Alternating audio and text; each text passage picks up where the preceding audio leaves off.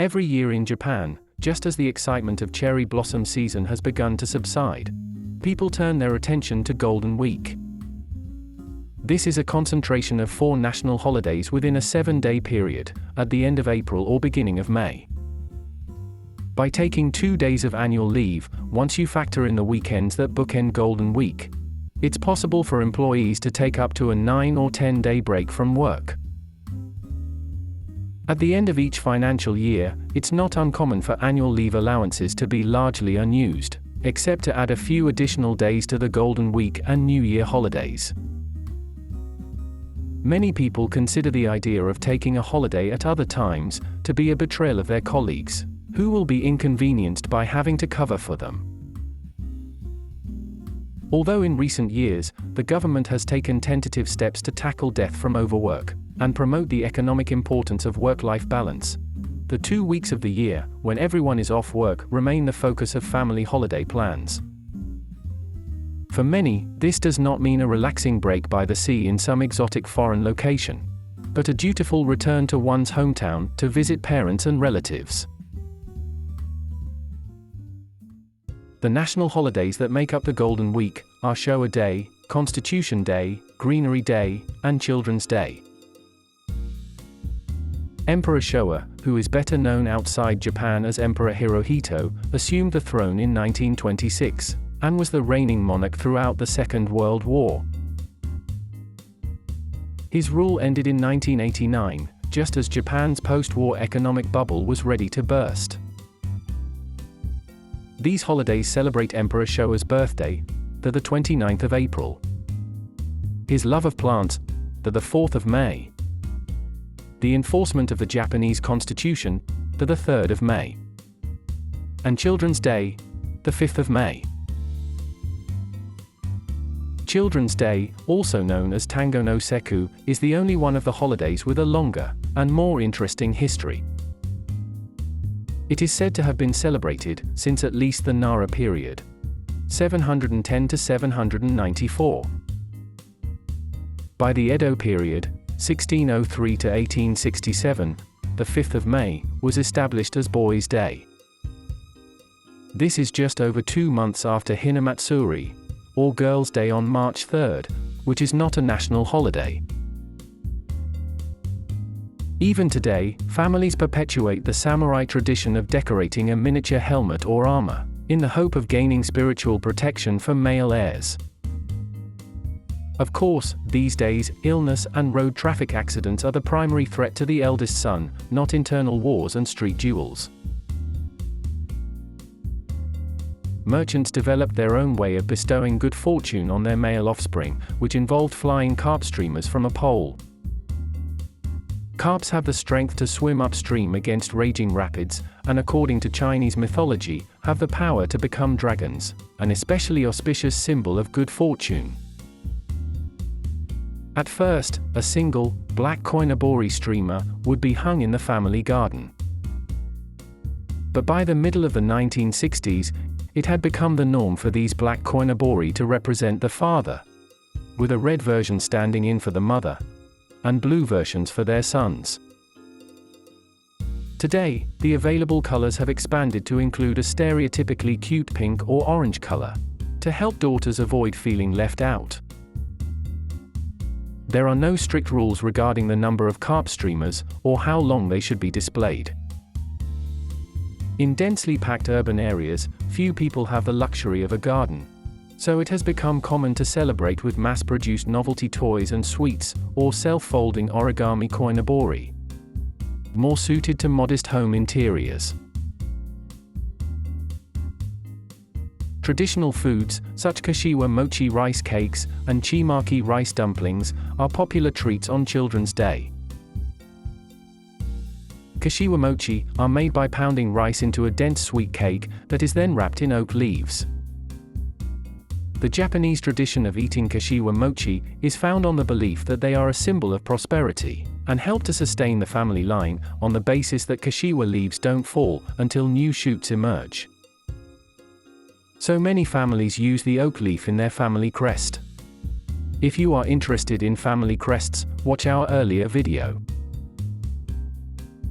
Chimaki are carrot-shaped, smooth rice dumplings, which are often wrapped in bamboo leaves.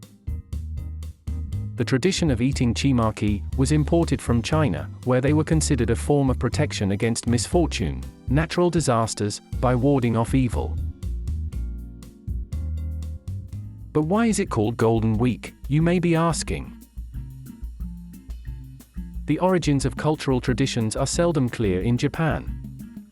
This is perhaps one of the reasons that Japanese culture enjoys an enduring level of mystique for global visitors, who assume that every tradition is thousands of years old, rather than a marketing strategy from the post-war era. As always, there are multiple theories around the origin of the phrase, Golden Week. The most likely contender dates back to 1948, when despite post-war austerity, a decision was made to cluster a number of national holidays within a single week. This led to a significant rise in the box office receipts of movie theaters. In 1951, two of the largest film studios, Shochiku and Daiei, produced rival adaptations of the same popular novel, Gyugako, or Free School, by Shishi Bunroku. Released simultaneously during the relatively new holiday week, both films were a huge hit. In particular, Daiei version broke all box office records, prompting managing director Hideo Matsuyama to appropriate the American habit of calling prime time radio the Golden Time, and coin the phrase, Golden Week. These days, it isn't just cinemas that benefit from increased consumer spending. Supermarkets, restaurants, theme parks, hotels, and campsites are constantly looking for ways to cash in on the annual spring holiday. And of course, one of the primary beneficiaries is the travel industry. Prior to the COVID pandemic that began in late 2019, statistics from the JCCI indicated that 35% of the population had traveled during the spring holiday that year. The history of travel in Japan spans centuries. It was not until the Edo period that the general public began to travel. Under the military government, or bakufu, that ruled Japan and isolated it from the rest of the world, even domestic travel was tightly regulated. The 5 major roads connecting the eastern capital with other major cities, including the famous Tokaido Road between Tokyo and Kyoto, were tightly regulated with multiple checkpoints. Even a pilgrimage to an important shrine or temple required a travel pass. Enterprising fixers recognized the potential to profit from organizing package tours to the Ise Grand Shrine, developing a system called Core to recruited pilgrims and collect funds. Servants and the second sons of farmers were prohibited to travel by law, but the sheer cost of travel excluded a much larger percentage of the population. Anyone familiar with Geoffrey Chaucer's Canterbury Tales probably won't be surprised to hear that pilgrimages became a handy pretext for pleasure trips. Since it was considered sacrilegious to have checkpoints close to shrines and temples, visitor numbers were not checked, and sneaking out on a pilgrimage became common enough to earn its own terminology, Nuke Mai Li. During the economic bubble of the 1980s, Hollywood movies would often feature comic depictions of Japanese tourists on package tours that were the modern equivalent of these early mass escapes from everyday life, with sightseeing and opportunities to sample local cuisine.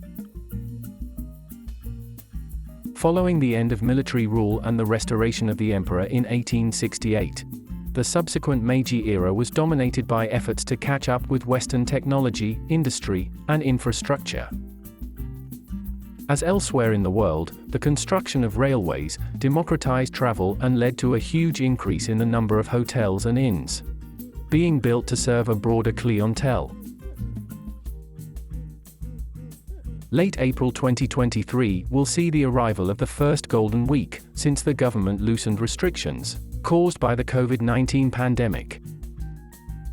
The concept of Tabi-iku is being promoted, emphasizing the importance of travel to the educational development of young children. For destinations that suffered crippling losses during the pandemic, The willingness of families with young children to embrace this idea is good news. To maximize the positive impact of travel, parents are advised to encourage children to set goals, give them tasks that they are responsible for, and emphasize the importance of teamwork. If this sounds to you like a corporate workshop rather than the basis of a relaxing family holiday, you'd be right to conclude that Japan is following a global trend towards reducing education to preparation for the labor market. Of course, there are many people who are critical of this compulsory holiday period. Around 75% of those in the professions, doctors, lawyers, accountants, and architects oppose it. Not surprisingly perhaps, 56% of temporary staff, who enjoy none of the benefits of full-time employment, and tend to be both poorly paid and badly treated, are also unhappy with the Golden Week arrangement. Among unwaged homemakers, 57% express antipathy towards a break in the established routine that can add to their workload.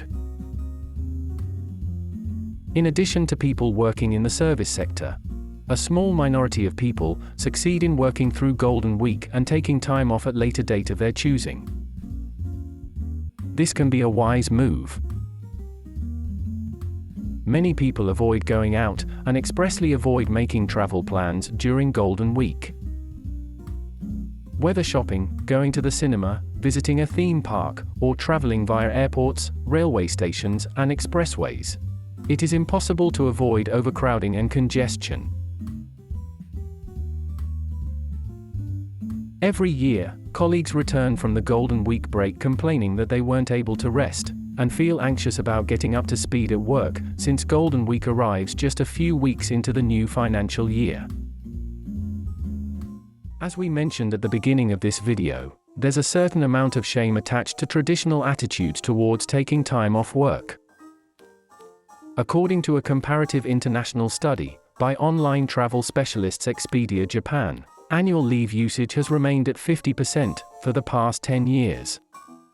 The lowest among the 28 countries surveyed. Among the over 50s, only 42 to 43% have let go of outdated attitudes from the Showa era of post-war reconstruction, and admit that taking time off has a positive impact on their performance.